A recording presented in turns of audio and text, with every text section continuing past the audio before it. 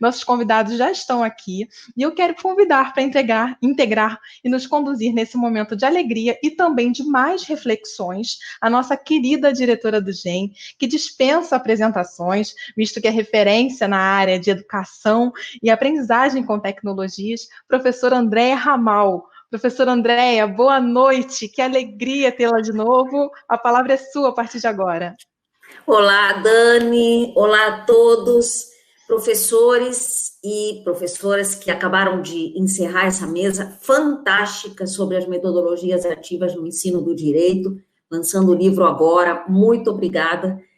E boa noite para todos vocês que estão aqui ligados, acompanhando o nosso congresso. E agora chegou uma hora muito legal e muito esperada, que é a hora do nosso happy hour virtual, para a gente confraternizar e também para a gente fazer, assim, alguns destaques, trazer um pouco o que ficou, né, que coisas nos chamaram a atenção. Tenho certeza que cada um de vocês tem uma visão, guardou algumas coisas. Acabamos de receber um comentário aqui no YouTube que falava que o professor se sentia antes do congresso e depois do congresso. Muito feliz, todos nós estamos muito felizes por ouvir isso. Então, eu queria chamar para compor aqui esse nosso happy hour, aqui em cena, a professora Silvia Casanova e o professor Bruno Malheiros. Olá, Silvia, boa noite.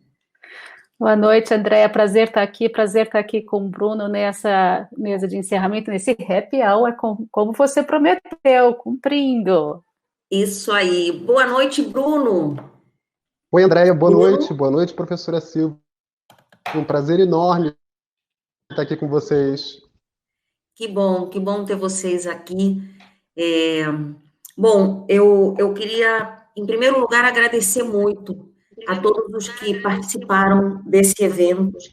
Em primeiro lugar, professores e autores que aceitaram vir compartilhar o seu conhecimento.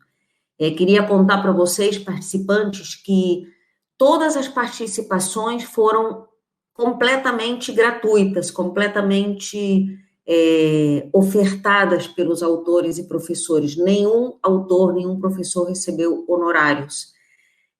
Isso também nos permitiu fazer um evento aberto para todos, também gratuito, muito nesse espírito da gente se encontrar para ouvir e para compartilhar nossas experiências, nossos receios, nossos desafios, nossas esperanças.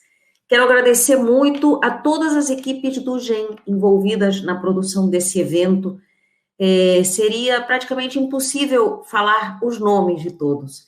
Então, vocês podem imaginar quanta gente aqui na frente, em cena, online, aparecendo para vocês, e também detrás das câmeras, editores e as suas equipes, as áreas de marketing e comunicação, o saque do atendimento a todos vocês, o time técnico com a edição, transmissão, controle de tudo o que estava acontecendo nos bastidores, uma mesa já montada offline e a outra acontecendo, né? As nossas mestres de cerimônia, as pessoas que estão também na nossa equipe registrando todas as ideias importantes desse evento para a gente comentar aqui também, para a gente depois poder publicar tudo isso no nosso ambiente virtual. Enfim, foi um trabalho de equipe, uma mega produção, uma grande ousadia, diria até, da nossa parte, que foi quase que uma produção de TV, né? Vocês podem imaginar como é que foi isso. E agradecer com muito carinho e alegria a vocês, participantes.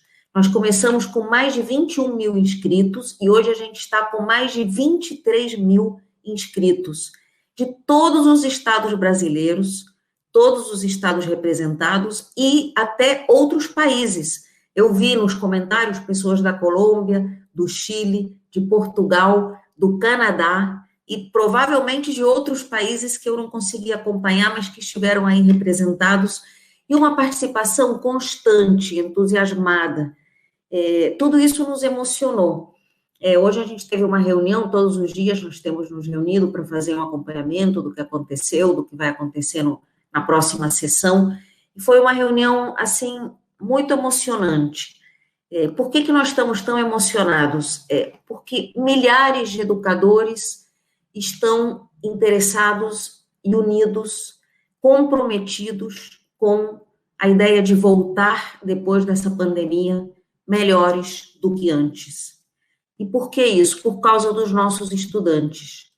Aí a gente estava pensando, happy hour, esse momento não está fácil, né? Não está nada happy, por um lado.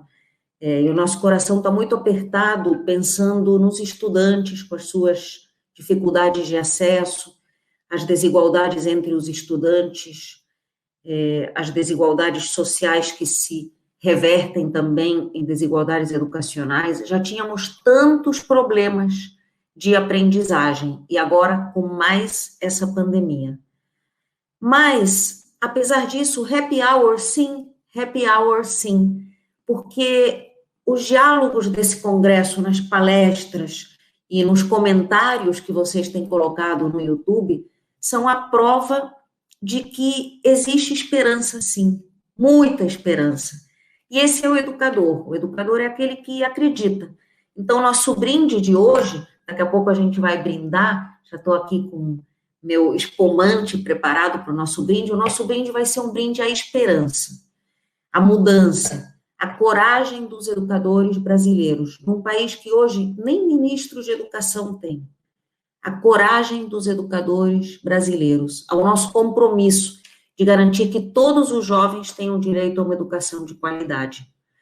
E o GEM realizou esse congresso para expressar, de alguma maneira, como está, como sempre esteve, comprometido com essa educação de qualidade.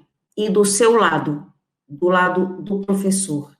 Essas palestras que os autores compartilharam aqui são só uma pequena demonstração da riqueza de conteúdo que o GEM vai escolhendo, vai trabalhando cuidadosamente.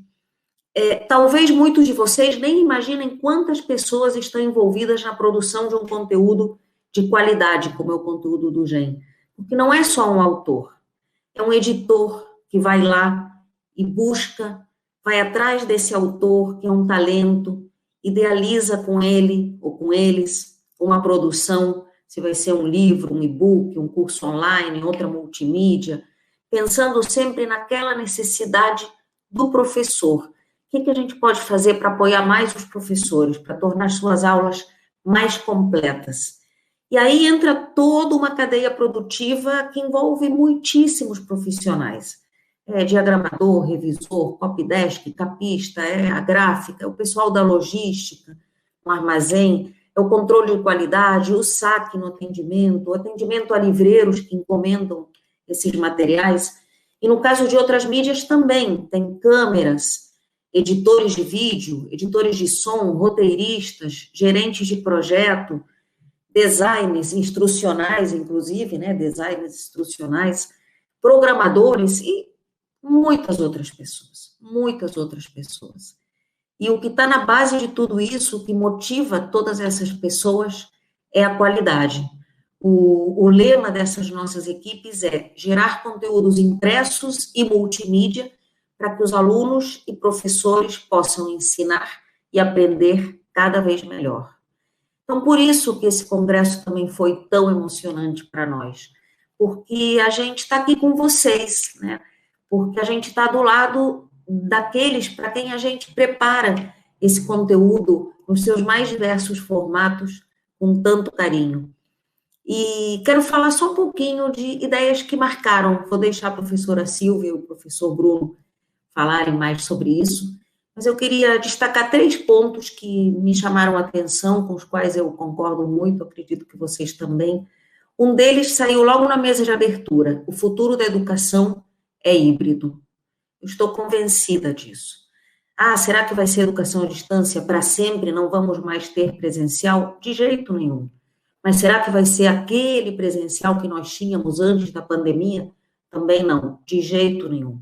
Vamos voltar diferentes e vamos voltar certos de que tem coisas que ficam melhor sendo feitas online e tem coisas que ficam melhor sendo feitas presencialmente. Eu acho que a gente vai revalorizar o momento presencial, Por que ir até lá? Por que encontrar os colegas da turma? Por que encontrar o professor? Porque naquele momento eu preciso do melhor daquele professor, não transmitir conhecimento simplesmente com aulas já preparadas, aquela coisa de ficar repetindo. Não, o professor é muito mais do que isso. É estudo de caso, é dinâmica de grupo, é roda de conversa, é esclarecer dúvidas, é montar um elo na turma, o envolvimento com os estudantes, é ser um dinamizador dessa inteligência coletiva, é ser um arquiteto do conhecimento que vai ajudando o aluno a construir a sua trilha de aprendizagem. Então, nós vamos voltar diferentes, sim. Segundo ponto que me chamou a atenção foi com o pessoal da área de saúde, várias palestras e mesas redondas fantásticas, que na verdade serviram para todas as áreas, e que a neurociência vem nos trazer que a emoção é decisiva para aprender. Isso é o aprendizado da nova geração, é o aprendizado que envolve, é o aprendizado que mexe com o aluno, que evoca a imaginação, os sentidos, a percepção, a atenção. Me lembrei tanto de uma crônica da Adélia Prado, em que ela fala justamente da memória, né? A gente sabe que só fica na memória aquilo que marcou. Ela diz que a memória é contrária ao tempo. Enquanto o tempo leva a vida embora, como o vento, a memória traz de volta o que realmente importa, eternizando momentos. O que a memória ama fica eterno. E aí, quem dera que nós consigamos, como professores, educadores, fazer do conhecimento, que é essa grande aventura de aprender, algo que fique marcado na memória dos nossos alunos, que a memória ame esses conteúdos, esses conhecimentos, e que isso fique eterno na vida pessoal, na vida profissional, na vida familiar desses estudantes. E o terceiro ponto, para terminar minha parte aqui, me parece que essa pandemia acelerou as mudanças. Já vínhamos num movimento de mudança grande, há bastante tempo, querendo mudar, querendo uma nova sala de aula, querendo uma nova escola, uma nova universidade. E eu acho que esse novo normal do ensino superior vai ser outra educação. Vai ser outro aluno, vai ser outro método e vai ser outro professor. A gente, mais uma vez, convidado a se reinventar. E então eu queria citar um trechinho de um poema que fala desse professor que se reinventa. É um poema do Braulio Bessa, um cordel, e ele fala o seguinte: um guerreiro sem espada, sem faca, foice ou facão, armado só de amor, segurando um giz na mão. O livro é seu escudo, que lhe protege de tudo que possa lhe causar dor. Por isso eu tenho dito, tenho fé e acredito na força do professor.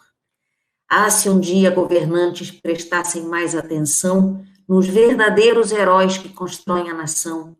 Ah, se fizessem justiça sem corpo mole ou preguiça, lhe dando real valor, eu daria um grande grito. Tenho fé e acredito na força do professor. Um arquiteto de sonhos, engenheiro do futuro, um motorista da vida dirigindo no escuro, um plantador de esperança, plantando em cada criança um adulto sonhador. Esse cordel foi escrito porque ainda acredito na força do professor. Celebremos, professores, a nossa profissão, a esperança. Obrigada por terem participado. Silvia, vou passar a palavra para o Bruno e peço que você se prepare para ser a nossa palavra final aqui. E, por favor, participantes, mandem perguntas, mandem contribuições, a gente quer fechar também ouvindo vocês. Oi, Andréia, boa noite. Queria começar dizendo que é um prazer ir com a professora Silvia. Dizer que acho que foi uma iniciativa incrível e fantástica do Grupo GEM. O próprio nome do congresso, ele traduz, eu acho que de forma muito clara, o que a maioria dos professores está sentindo nesse momento. Não é? Eu trabalho com educação à distância há quase 20 anos. Educação à distância foi tema da minha monografia de graduação, do meu TCC de especialização, da dissertação de mestrado, e ainda assim a gente se assusta quando se vê nessa situação. Então, esse tema, de repente, o professor online, ele traduz em uma frase, eu acho que o sentimento de boa parte dos professores que estão passando por isso. E, na verdade, o que eu vejo é que essa situação toda que está acontecendo no mundo, ela não trouxe exatamente uma novidade, ela acelerou um processo que já vinha acontecendo, né? Vocês falaram um pouco disso na mesa de abertura. Em alguns anos, isso foi reduzido para alguns meses. Mas, a bem da verdade, a gente já vive num mundo digital, né? Essa relação da educação com a realidade, ela existe, ela é um fato, e eu acho que ela foi acelerada, e essa aceleração acabou pegando alguns professores de surpresa, e a ideia a ideia do Grupo Gen de promover esse congresso, eu acho que foi muito feliz no sentido de discutir algumas possibilidades para a gente lidar com esse momento, que hoje é uma surpresa, mas, como você acabou de falar, eu acho que a gente não vai voltar a ter uma educação que deixe isso tudo que a gente está construindo, que o mundo está construindo para trás do que era, com um pouco do que a gente tem agora. Então, um presencial com um online.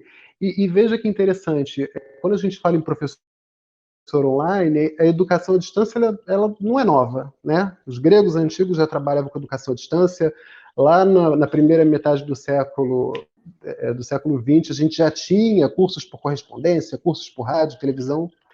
A grande novidade desse momento são as aulas ministradas de forma síncrona. Eu acho que isso surpreendeu muito.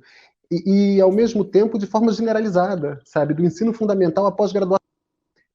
Então, é um momento que a gente está lidando com essa mudança acelerada, que pegou muita gente no susto, pegou a gente também, vamos ser sinceros. Na semana passada eu estava ministrando um curso remoto, né? Não era tanto novidade para mim, mas para os alunos era uma situação assim, caramba, o professor está lá em tempo real, e ele forma grupos, e ele está olhando nos nossos olhos pela câmera, mas é uma presença, né? É uma distância com presença. Então isso pegou um pouco de surpresa os professores, mas pegou os alunos também, pegou os pais que ainda estão descobrindo como que fazem para lidar com o filho que está estudando em casa. Enfim, agora, como uma mudança radical, eu acho que ela gerou um certo incômodo e continua gerando. Também vocês falaram na abertura sobre a necessidade de fugir um pouco do improviso, né? Porque a gente acabou migrando para esse ensino online um pouco no improviso, um pouco no susto, e isso gerou um incômodo muito grande. Não bastasse a mudança, uma mudança que não foi planejada. E é importante que a gente comece a aceitar essa realidade, porque supondo que essa situação toda de pandemia se resolvesse hoje, eu não consigo acreditar que amanhã a gente volta integralmente para o que era até então. Sabe? Que todo mundo volta para as suas salas de aula, que todo mundo. Que os currículos não vão ser adaptados para essa situação. A gente tem uma nova forma de lidar com a educação a partir dessa situação, e eu vejo como uma possibilidade de nós usarmos esse desafio, essa oportunidade para ter uma forma de ensinar mais adaptada a essa realidade. Você vê hoje as crianças querem aprender um determinado conteúdo, quer aprender a usar um sistema, um joguinho, ela vai no YouTube, assiste, volta, assiste de novo, volta. É uma oportunidade de aprendizagem que a gente não tem no modelo tradicional, né? Eu não volto à fala do professor. O aluno que é um pouco mais tímido sequer levanta a mão para perguntar, a gente sabe disso. Então, encarar esse momento como uma oportunidade, eu acho que é fundamental. Não só como o incômodo, fazer alguns comentários, vou ser breve na minha fala, mas a primeira é o seguinte: eu acho que o professor que está passando por esse desafio, ele tem que se preocupar neste momento um pouco menos com a tecnologia e mais com o método. Porque a tecnologia, a gente vai aprendendo, alguns com mais dificuldade, outros com menos dificuldade, síncronas. Você tem N aplicativos aí disponíveis, tem o Zoom, o Webex, Teams, o Google Hangouts, enfim, você tem um grande número, e aí você vai testando descobre qual é o mais interessante. São no ensino presencial, aquele método meramente expositivo, no qual você vai lá indo, muitas vezes fingindo que aprende. Enfim, o que eu vejo é que tem muito professor simplesmente transportando esse modelo que ele utilizava no ensino presencial para esse ensino online. Então, ele acaba agendando uma conferência ali síncrona e ele faz uma exposição enorme, não abre para perguntas, não propõe fazia na aula presencial. Isso, eu acho, já era um risco no modelo de ensino integralmente presencial, e eu acho que é uma perda de oportunidade de todos esses recursos que a gente tem hoje disponíveis. Então, assim, nesse primeiro momento, vamos olhar menos os recursos e focar um pouco no método de ensino e ter um pouco de paciência, porque a tecnologia traz esses desafios de acesso, mas aos poucos a gente vai aprendendo a lidar com ela. Até 3 meses atrás, eu fazia aulas por um aplicativo, sabe? Aí eu conheci o segundo, conheci o terceiro, conheci o quarto, e isso é o que vai acontecer com boa parte dos professores. Vão aprender o primeiro, o segundo, o terceiro, e daqui a pouco eles vão poder escolher. A questão central, e você sabe, André, essa é uma preocupação muito minha, né? Porque didática é a minha área, e eu trabalho com formação de professores, então essa é uma preocupação constante que eu tenho, de explorar esses recursos com foco no método, não só na tecnologia. E eu acho que nos dias aqui que a gente teve de congresso foram trazidas muitas coisas interessantes nessa linha. Eu fiz aqui algumas anotações de pontos que eu queria chamar a atenção. O primeiro eu acho que foi você mesma que trouxe no primeiro dia, que é encarar esse momento de desafio como uma oportunidade, sabe? Eu acho que a gente está vivendo de forma forçada, mas uma oportunidade de conhecer novas formas de ensinar e de ter uma nova relação com esse aluno. Porque os mais jovens, mas também para os alunos do ensino superior, para esse aluno, essa relação com o digital não é nova, né? Ele já lida com tudo isso. A gente que está trabalhando naquele modelo mais tradicional de ensino é que se surpreende com essa relação, mas para o aluno ela não é nova. Então, a primeira coisa que me chama a atenção é entender isso como um desafio. O professor Paulo Nasser fez alguns comentários que eu achei muito interessante, e eu queria dar uma recapitulada, porque ele fala das dimensões que estão envolvidas nessa mudança. Né? Ele cita a dimensão estrutural, a dimensão humana e a dimensão pedagógica. A dimensão estrutural é a questão da infraestrutura mesmo, da relação com os recursos, com os instrumentos, que foi o que eu acabei de comentar. A gente tem que ter um pouco de paciência para lidar com isso.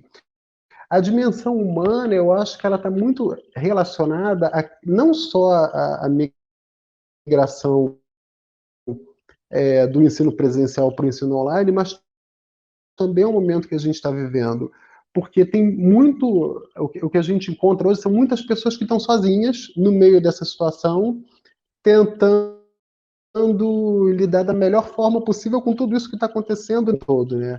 Então, esse sentimento de solidão, essa sensação de que está abandonado, diz respeito a essa dimensão humana que a gente vai ter que lidar. E a dimensão pedagógica é essencialmente diz respeito à questão da didática. Você sabe, eu sou um árduo defensor, a professora Silvia também, do uso de novos meios de aprendizagem dele. Não é porque a gente migrou para online que a gente vai abrir mão desse entendimento de como os métodos podem e devem ser utilizados. Então, tem uma série de métodos que podem ser adaptados para o modelo online, que muitas vezes até funcionam melhor, né, dependendo do recurso que você use aí para lidar nesse momento que a gente está passando. Eu digo nesse momento hoje, agora. O primeiro é reconhecer que mudou, né? Reconhecer que aquela forma que a gente tinha tradicional de ensinar, ela já tinha uma necessidade de mudança e ela foi acelerada por essa situação. O segundo, eu acho que é entender que nós, professores, cada vez mais vamos nos colocar numa posição de facilitador, né, de mediador ali da turma e da relação dela com o conhecimento. E eu vou te dizer, é muito reconfortante quando a gente aceita isso. Né? Eu estou falando por uma experiência pessoal. Te traz muita leveza quando você assume o papel de facilitar o processo de aprendizagem e de intermediar a relação do aluno com o conteúdo, com a habilidade que ele vai ter que desenvolver. Isso te tira um pouco aquelas amarras da necessidade de exposições longuíssimas, de dominar todas as teorias. Esse é um discurso que foi unânime no Congresso, mas eu vou fazer questão de repetir, não para ser prolixo, mas para deixar marcado. Não é porque a gente passou para um modelo online que o professor perdeu a importância. Na verdade, na minha opinião, aumentou a importância do professor. Né? Porque a partir de agora eu assumo uma responsabilidade maior com a qualificação do conteúdo, com a definição do método, com o planejamento das minhas aulas. Para quem já está nesse modelo remoto, eu acho que a grande maioria dos professores estão nessa fase, consome mais tempo e te dá mais, te exige mais análise do que funciona, de quem é o público-alvo, do que aquela infraestrutura que você escolheu, aquele recurso que você escolheu permitem. Então, são questões que eu acho que valem a gente pensar um pouco. Uma outra coisa que me chamou muita atenção, e isso foi na palestra do Luciano Gamez, um cara que eu sou fãzaço, e ele falou sobre a gente ter um pouco de compreensão do que o professor está vivendo agora, né?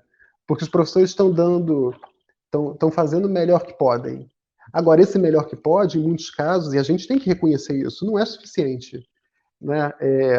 É preciso que a gente aprenda a planejar as aulas nesse novo modelo, é preciso que a gente aprenda a definir objetivos de aprendizagem nessa nova circunstância que a gente tem na distância. Esse já era um desafio para a educação à distância naquele modelinho tradicional das plataformas, dos ambientes de aprendizagem, dos cursos online ministrados por meio de telas, textos. Isso já era, né? O processo de avaliação já era um desafio. E como é que a gente faz com esse processo agora? Uma outra coisa é entender que essa distância, né, que o ensino online, e é uma forma de ensino à distância, mas ele pode nos aproximar de alguma forma. Óbvio que ele nunca vai substituir um ensino presencial, ele nunca vai substituir o olho no olho, a questão de estarmos juntos no mesmo espaço, no mesmo tempo, mas é possível dias você se aproximar do outro. Hoje de manhã mesmo eu estava fazendo uma reunião de trabalho e aí uma colega de trabalho, eu estava com a câmera fechada por conta de internet, a gente tem esses desafios, né? E aí uma colega de trabalho falou assim, Bruno, abre a câmera para a gente se ver, pelo menos eu falo contigo olhando nos seus olhos. Então, mesmo que seja um online, dá para ser um online mais próximo, né? Mencionei, mas eu vou reforçar, é que o professor ele é cada vez mais essencial na vida do aluno. Ele é cada vez mais essencial no sentido de organizar e selecionar os conteúdos, no sentido de escolher, maturar avaliações de aprendizagem que de fato retratem o quanto aquele aluno desenvolveu de competências, de habilidades, enfim. Então, essa minha fala é no sentido de garantir que o professor não se sinta menos importante, porque agora a tecnologia está me substituindo. Não está substituindo. O meu recado aqui, só para reforçar, é que a gente olhe com atenção nessa relação do aluno que está do outro lado da tela do celular, da tela do computador, que a gente se preocupe um pouco mais com a questão do método de ensino e talvez entenda que a questão do acesso e do uso das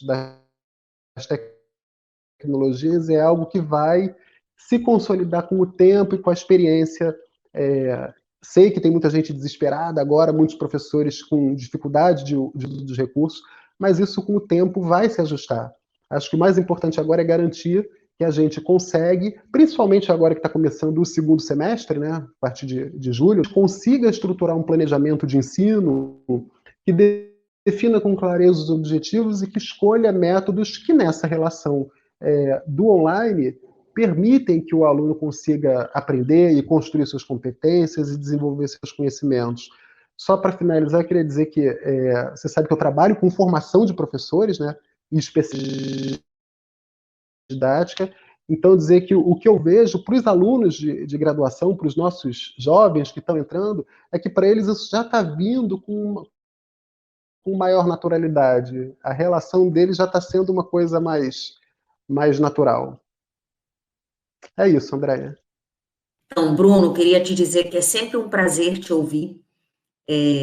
Obrigado por essa síntese fantástica que você fez de vários momentos do Congresso, esses destaques. E quero passar a palavra agora para a professora Silvia Casanova. Muito obrigada, Andréia, muito obrigada, Bruno. Eu acho que eu vou começar onde o Bruno parou, né? O Bruno disse que o primeiro passo para nós, professores, foi reconhecer que havia mudado e que nós seremos cada vez mais mediadores desse processo de interação dos nossos estudantes com o conteúdo nesse processo de aprendizagem. E eu queria começar exatamente aí, porque Andréa nos disse que esse é um momento difícil, e é verdade. Esse é um momento, na verdade, em que a gente passa por um luto. Eu me lembro a primeira live que eu fiz com a Andréa, eu disse para ela do dia que a minha vida mudou, e era 13 de março. Quer dizer, 13 de março eu me dei conta que a minha vida tinha mudado e que eu e minha família deveríamos ficar em casa. E me lembro até que usei essa expressão, fique em casa. E esse luto que a gente fez dessa vida, que agora não é a vida que nós tínhamos, também tem que passar por um momento seguinte, que é o momento da gente se levantar e construir a vida que será. Eu acho que nós estamos nesse processo de construção da vida que será. Nós estamos, então, num processo que é de resiliência. Resiliência de nós mesmos, resiliência das nossas instituições, resiliência dos nossos estudantes, de todas as equipes que se envolvem para construir essa possibilidade, que é a possibilidade da aprendizagem, do ensino e da aprendizagem. Eu também queria fazer ênfase numa fala que foi feita nesse congresso, que dizia que nós tivemos inicialmente o ensino remoto emergencial e que agora nós tínhamos que passar para o ensino remoto intencional. Ou seja, agora nós vamos pausar, nós vamos respirar e nós vamos começar a partir da experiência que nós tivemos, planejar e construir novas experiências. E isso é muito importante. E nesse momento eu também queria falar com vocês sobre o que está acontecendo aqui, né, nesse congresso. Eu queria falar com vocês que o meu sentimento, e essa foi uma semana de muita emoção para mim, eu estava aqui escrevendo para a Maiara dizendo isso, o meu sentimento é que nós estivemos longe, mas nós estivemos conectados. E eu estou falando dessa conexão porque eu talvez queira propor para vocês que o futuro talvez não seja esse ensino híbrido, mas seja esse ensino conectado por diferentes tecnologias que, na verdade, são maneiras de nós entregarmos esse conteúdo e de nós construirmos essa experiência de aprendizagem. E por que eu quero focar nessa experiência aqui? Porque eu venho dizendo para a Andréia, eu venho dizendo para a Maiara que o que se construiu aqui, para mim, foi um espaço de formação docente. O que a equipe da Gen Atlas colocou aqui para nós, nesse congresso, para mim, foi um espaço conectado de formação docente. E eu quero fazer muita ênfase nessa palavra conectado e nessa ideia de que a gente fez um processo de construção conjunta. Toda vez que eu olho aqui no chat, me dá vontade de interagir no chat. A gente tem aqui uma outra caixinha de texto que está a equipe, né, todo esse pessoal que está construindo essa semana inteira esse congresso, e me dá vontade de me conectar e de trocar com eles. Então, são diferentes formas que agora a gente tem de conexão, e por isso que eu estou propondo essa ideia da gente pensar no futuro, num processo de ensino e aprendizagem conectado. E eu queria fazer essa reflexão também, porque o Ademar Costa Júnior colocou esse congresso hoje, numa noite de sexta-feira, está com mais de 700 pessoas aqui. E eu acompanhei a semana toda o congresso e muitas pessoas estavam aqui trocando, colocando experiências, contando das suas dúvidas, contando dos seus desafios. E eu quero falar, então, que esse é o legado. Esse é o legado. Nosso legado é ver esse espaço de formação também como uma construção conjunta que, para as gerações futuras, também vai dizer um pouco de como enfrentar um momento de crise como esse, de como nós nos reinventamos, nos ressignificamos, de como nós reconstruímos a nossa prática no dia a dia para continuarmos com o nosso trabalho. O professor Nasser, eu quero trazer o professor Nasser, eu falei isso lá na mesa com as minhas andorinhas queridas, e vou falar aqui agora. O professor Nasser falou que nós precisamos focar nos ganhos, que nós precisamos focar nos aprendizados, que nós precisamos pensar neste legado. Eu trouxe a ideia de inventário de experiências, talvez um pouco influenciada pela minha formação contábil, né, da gente começar a pensar o que nós temos agora na nossa caixa de ferramentas docente que nós podemos usar e mobilizar em momentos. O professor Gamés, o Bruno fez muitas referências a ele, eu faço também, é uma fala lindíssima que ele fez, ele falou de coreografia pedagógica. E agora eu quero fazer uma proposta para a equipe da Gen Atlas sobre o que eles construíram aqui. Eu acho que a equipe da Gen Atlas, com base na experiência que eles têm de editoria, eles construíram uma curadoria de ferramentas, uma curadoria de tecnologias, uma curadoria de conteúdos. Eles trouxeram... e aqui me permita usar essa palavra também contábil, né? Eles acionaram esses ativos que eles têm à disposição, que são os autores, e eles trouxeram esses autores e atores para construir essa experiência, sobretudo falando com os professores. E eu vou contar agora uma historinha para vocês, se vocês me permitem, porque é a primeira vez que Maiara me procurou, me chamando para fazer uma live com o André, e eu disse, meu Deus, live. Eu estava assistindo lives maravilhosas da Djamila Ribeiro, eu estava assistindo lives maravilhosas da Conceição Evarista, e aqui, fechada na minha casa, eu estava aprendendo com elas, e estava modificando o meu entendimento conforme eu ouvia essas lives maravilhosas, emocionadas. Eu assisti várias discussões também pelo Instagram, pelas lives, do NEAB e UFO, com o professor João Gabriel, e aquilo me emocionou, porque eu estava aprendendo, e nesse momento que a gente está sentindo que está perdendo, era bom sentir que de alguma forma a gente podia ganhar. E eu encontrei também uma professora maravilhosa que eu quero compartilhar com vocês, a professora Helena Vieira, que dá cursos no SNUM, e ela dá cursos em que ela faz uma aula expositiva, e a gente fica 2 horas com a Helena, e a Helena, ela nos leva pela história, e ela constrói trajetórias maravilhosas, e ela abre os textos, e ela lê os textos com a gente. E por que eu quero dizer isso? Porque eu acho que a gente está fazendo hoje o que nós sabemos fazer de melhor, que é usar essa nossa caixa de ferramenta recém-adquirida para construir experiências de aprendizagem nesse mundo que eu estou propondo, que é um mundo de ensino conectado. E vocês se lembram, o professor Gilberto Miranda diz que nós dormimos professores com um plano e acordamos professores com outro plano. O professor Daniel diz que a gente continuou seguindo porque a gente sabe que a educação é importante, que a educação tem um poder de mudança na vida das pessoas. E eu queria, talvez, fechar a minha fala, porque também quero ouvir um pouco de vocês, também quero responder perguntas de vocês, usando uma frase da professora Elizabeth Vendramin. Nós estamos enfrentando os ventos da mudança, e nós não sabemos o quanto tempo esses ventos vão soprar assim tão forte. Já que nós estamos enfrentando os ventos da mudança, que nós sejamos construtores de moinhos de ventos. É esse o convite que eu tenho a fazer para vocês. E eu queria deixar uma provocação para a equipe do Gen Atlas, porque eu estou vendo aqui na caixa de mensagens, todo mundo está como eu, perguntando quando vai ser o próximo Congresso Gen Atlas. É isso que nós queremos saber, não é isso, pessoal? Quando vai ser o próximo Congresso? Ai, Silvia, que provocação! Olha, acho que esse congresso marcou história. Eu estava pesquisando, acho que é o maior congresso de educação online que o país teve, pelo menos que eu tenha acompanhado, 23 mil e tantas pessoas, né? Não me recordo um congresso especificamente só online com esse número de professores conectados. Cada vídeo que ficou no YouTube, a gente no dia seguinte vai olhar 25 mil visualizações, 27 mil visualizações.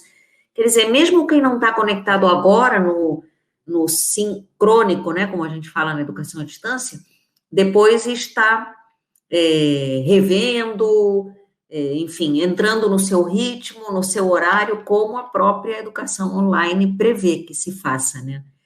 Então, Silvia, nesse momentinho de questões, bom, aqui nos comentários tem muitos elogios, tem muita gente dizendo que agradece muito a todos vocês, apresentadores, autores, palestrantes, por 4 dias de conhecimento distribuído, compartilhado.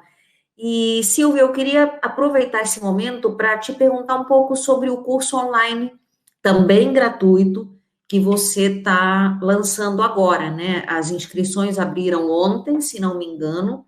É um curso voltado para metodologias ativas. Ele segue exatamente essa linha da gente estar junto dos professores, participar das discussões e da capacitação docente. Então, é um curso que tem 100 vagas apenas, todas elas gratuitas, e vai ser ministrado justamente pelas andorinhas, que para quem não acompanhou a mesa de ontem, as andorinhas são os autores da série Revolucionando a sala de aula, revolucionando o desempenho acadêmico, revolucionando a docência universitária. Então, nos dá um pouquinho de spoiler, Silvia, porque eu tô curiosa sobre esse curso. André, eu vou dar spoiler, depois vou levar bronca da professora Edivalda, que é a nossa chefinha, mas você está me pedindo, eu vou dar.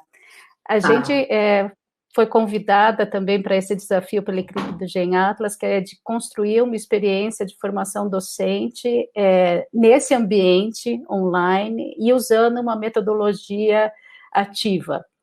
E nós, as andorinhas, depois de provocadas, nos reunimos e pensamos em fazer um curso em que a gente vai ter 2 interações, então ele vai ter esse momento síncrono, e depois a gente vai ter um momento assíncrono, em que a intenção é que haja uma interação com o conteúdo, com atividades de aprendizagem planejadas.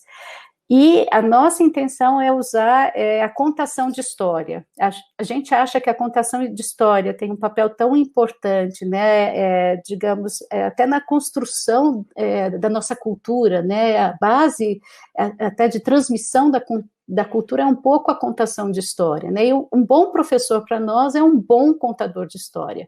Mas a gente quer trazer essa contação de história para a sala de aula, discutindo um pouco o que elementos deve ter uma história para ela ser uma história didática, né, para ela ter, na verdade, um objetivo, né, um objetivo de ensino, para ela estar vinculada a uma intenção. Então, é um pouco isso que a gente quer construir, e o que a gente quer fazer, Andréa, na verdade, é que os professores aprendam colocando em prática. Então, a gente quer que esse grupo de professores, gente, vai ser uma turma piloto, né, Andréa?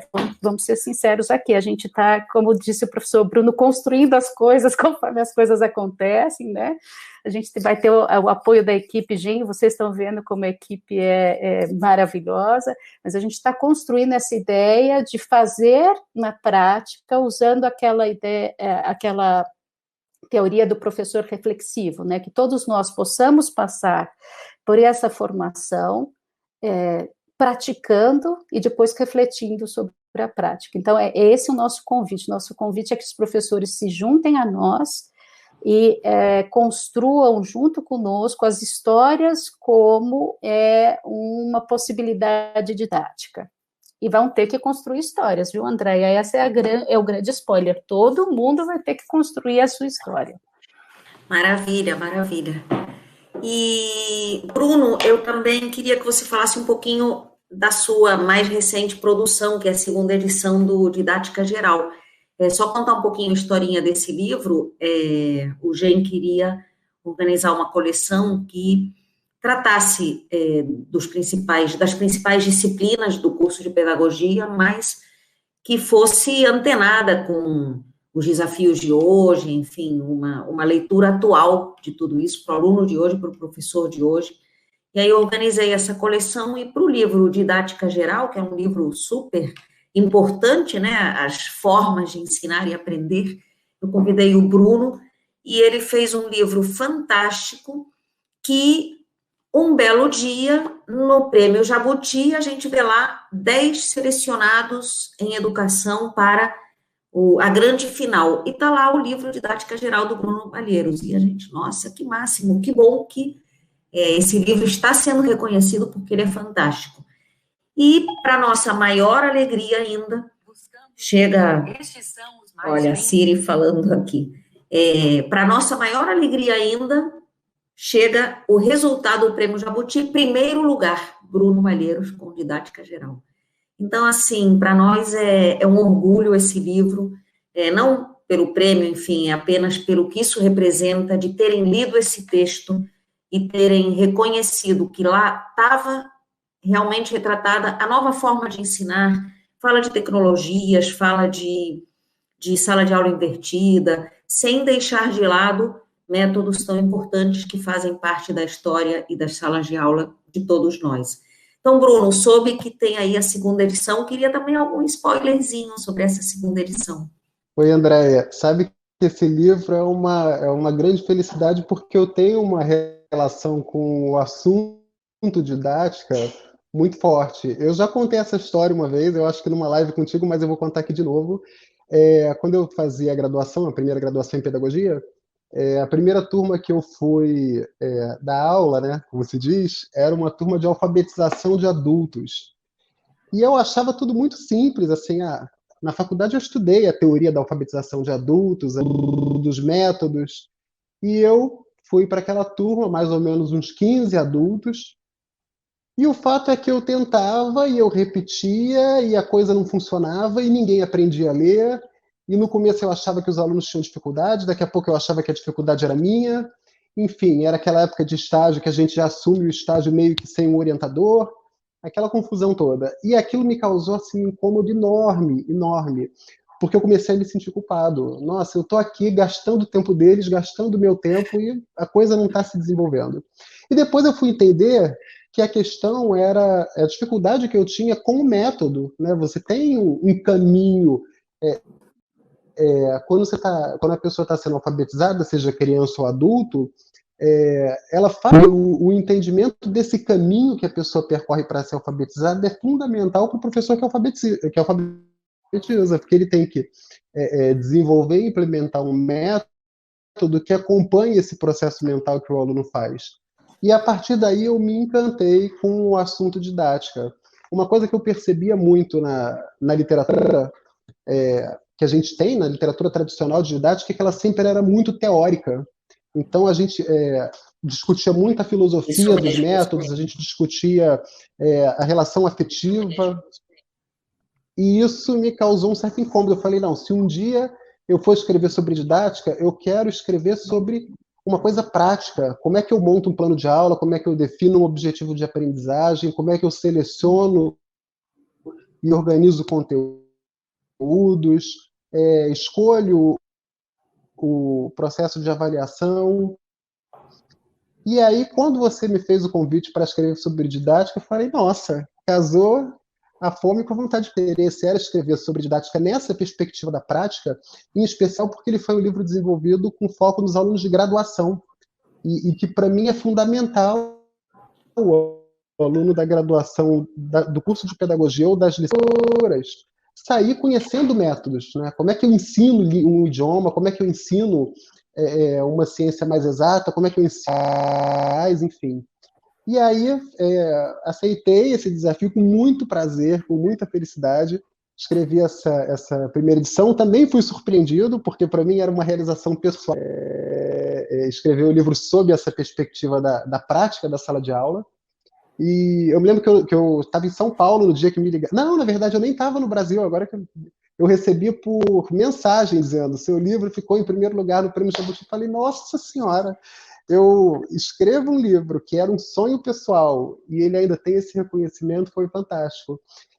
De lá para cá, algumas coisas mudaram, eu fiz outras leituras, enfim, assumi outras turmas, tive outras relações com a questão da didática, e aí veio a segunda edição do ano passado, quis de fazer, que foi dedicado específico para as metodologias ativas.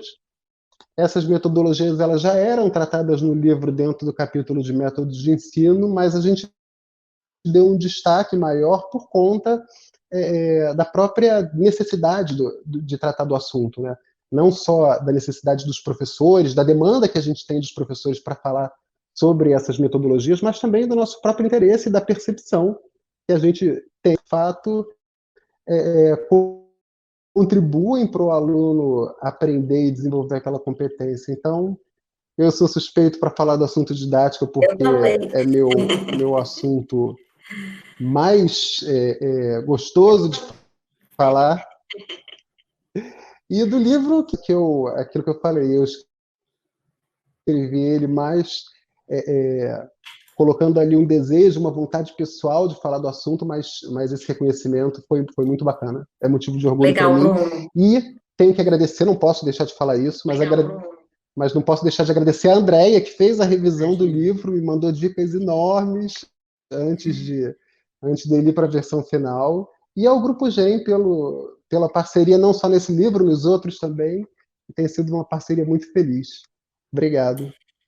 Obrigada a você, obrigada a Silvia, obrigada a todos vocês. Olha, que prazer participar de um happy hour com quase 1.000 pessoas conectadas. Muito bom. E aí, na hora de fazer o nosso brinde, na hora de encerrar nosso congresso, vou chamar a Dani para nos acompanhar nesse brinde final. Daniele, olá. Olha, professor, eu vou me permitir me emocionar? Posso? Eu acho que é a emoção de todas as pessoas, porque eu tenho um script a seguir, nós temos um roteiro, mas como educadora também, eu acho que eu estou representando grande parte dos professores. No GEM, sou designer instrucional e educadora online também de universidade pública. E tudo isso mexeu com a gente. Muito obrigada a todos vocês, tá? A equipe do GEM, orgulho de pertencer. Eu gostaria agora que vocês continuem na sala conosco, vocês não saiam, coisas rápidas, minutinhos agora para o nosso brinde final. Eu gostaria de convidar as minhas colegas, amigas, Ana Simões e Dirce Laplaca, por favor. Fique aqui conosco, o professor Andréia, professor Bruno também, professora Silvia. Boa noite, Dirce, boa noite, Ana. Sejam bem-vindas. Muito obrigada, Dani. A mão chega a tremer, sabe? Porque a gente recebe aqui agora essa missão emocionada, extasiada. Que coisa maravilhosa esse painel para encerrar. Que tardes e noites a gente viveu aqui, tão enriquecedores. Olha, é realmente da gente ficar sem palavras. Disse, a plateia deu o tom, não foi? Seu sol, estamos emocionados. Estou tão emocionada de ligar o som. Mas olha, estou ainda em êxtase, então eu queria agradecer vocês, a generosidade de todo mundo, o pessoal que continua ao vivo acompanhando a gente. Eu queria agradecer vocês, professores, estudantes, gestores, autores, que deram realmente o tom da noite. Vocês foram um grande diferencial. Captaram e retribuíram exatamente a nossa mensagem e desejo. Refletiram com a gente, opinaram, aprenderam, se aperfeiçoaram para fazer a diferença na educação do Brasil. Dirce, Ana e todos da mesa, eu queria propor uma breve experiência acolhedora, já que a gente está falando de humanização, de empatia, de online também é possível isso. Vamos fazer um exercício de fechar o olho agora, todo mundo? Eu queria fazer um convite a vocês a lembrarem dos congressos que nós participamos. Eu vou falar dos de educação, que é o que eu conheço, ENDIP, ENFOP, e a gente se imaginar chegando lá na recepção, pegando o nosso crachá, os nossos kits, passeando pelos nossos painéis expostos, o cafezinho gostoso daquele bate-papo entre uma sessão e outra, aquele burburinho de ideia nova que vai chegando. Ai, gente, é muita saudade. Vocês também na área de vocês, ajudou um pouquinho a reviver isso comigo? Muito, né? Acho que cada um, né, gente? Nossa, olha, vocês todos, professores, Dani, Dirce, com certeza a audiência, a participação calorosa, os feedbacks tão positivos foram e são fundamentais para que a gente continue a pensar na organização do próximo. A professora Silvia falou agora há pouco, né? Zaide Tavares está aí com a gente. Eu já estou aqui, gente, a mão está tremendo mesmo, tá? É excitação, aquele nervosismo, mas aquela felicidade também. Eu já estou aqui com o meu brinde preparado, minha emoção à flor da pele, coração apertado por ter que dizer adeus. Quer dizer, adeus não, né? É um até breve, porque esse evento ele foi um marco importante. Ana, me diz uma coisa. Ana, e você tem um texto para nós, não tem? Vou delatar aqui. Eu queria que você lesse o texto que você escreveu, que eu gostei tanto. Acho que ele fecha bem o nosso congresso aqui para a gente concluir. Eu acho que, Andréia, o texto é nosso. Olha, você quer me deixar, daqui a pouco eu vou chorar aqui ao vivo também, porque elas sabem que eu sou meio chorosa, sou meio emotiva. A gente trouxe, na verdade, essa emoção desse texto divididas entre nós aqui, que a gente preparou, na verdade, para falar, porque é uma emoção que eu acho que permeia todos nós, tá? Tá dentro da gente. Se as meninas me permitem aqui, a Dani Portilho, a Dirce Laplaca, com a expectativa de vocês aí, estão com a gente, ouvindo essa plateia toda, a gente falar um pouquinho desse nosso sentimento conjunto, né? Eu vou começar, Ana. Boa noite a todos vocês que nos acompanharam até aqui. Professores, estudantes, pessoal à frente e por trás das câmeras, todos imbuídos do mesmo espírito, do mesmo desejo de ver o sucesso desse evento. A gente chega ao final desse congresso, um divisor de águas, talvez, com o coração em festa, cheio de alegria, mas ao mesmo tempo dividido. É difícil encerrar as atividades, um período tão produtivo, efusivo, com tantas trocas maravilhosas, repensando o papel de cada um no cenário da educação do Brasil. Aliás, do Brasil não, do mundo, porque teve participações internacionais com nossos amigos professores que atuam mundo afora, dividindo conosco angústias, experiências, melhores práticas, desafios, dores e sabores de ser professor. Pois é, e nesse momento de virada, nesse momento que talvez seja o mais desafiador das nossas vidas, a gente experimenta também a alegria de participar desse processo transformador. Estamos aprendendo juntos a reconstruir o que a gente entende por educação, ressignificando o nosso papel de educador, de professor, de coordenador, participante da construção da aprendizagem e do conhecimento com amplo acesso e, principalmente, sem desigualdade. Esse é o nosso grande desafio, tentar, nesse período tão adverso, fazer com que consigamos diminuir o abismo entre as pessoas, independente se esse abismo é econômico, social, cultural. A gente viu aqui diferentes visões, diferentes saberes, vivências, experiências, realidades da escola pública, da escola privada, do norte, do nordeste, centro-oeste, sul, sudeste, cada um com suas particularidades, suas dores e verdades, né, Ana? Mas uma coisa a gente tem em comum, o amor, o compromisso com a educação, o entendimento de que ela é o pilar da nossa sociedade, de qualquer sociedade. Sem educação não existe história, não existe construção do indivíduo, nem do coletivo. Não existe o saber que a gente constrói, lapida e deixa como legado, e que é parte da nossa identidade. Então, foi mesmo linda essa caminhada juntos, foi emocionante cada dia, cada troca, cada vivência, e que a gente possa levar essa semente no coração e seguir com essas trocas para as nossas vidas. Boa noite. Vamos fazer o nosso brinde de encerramento, professores. Com esse sentimento, eu vou convidar, então, a todos pegarem os seus brindes. Vamos ver como a gente ensaiou aqui, ó. Ó, gente, vamos brindar, então. Ó, vamos brindar, então. O meu brinde vai para vocês, educadores, mestres, heróis nessa jornada, autores que aceitaram tão generosamente esse desafio de compartilhar com todos experiências e saberes tão ricos. O meu brinde são para os estudantes que, embora navegando nesse mar revolto, alguns em barcos, outros em lanchas, alguns em iates e muitos jogados ao mar, sem boia, estão participando desse momento com bravura. Meu brinde a vocês. Um brinde. Obrigada, pessoal. Boa noite. Atlas construiu um congresso lindo. Muito obrigada por vocês terem construído esse congresso. Obrigada a todos. Para a equipe Grande beijo. Tchau, tchau, Andréia. Tchau. Tchau a todos. Obrigada, pessoal.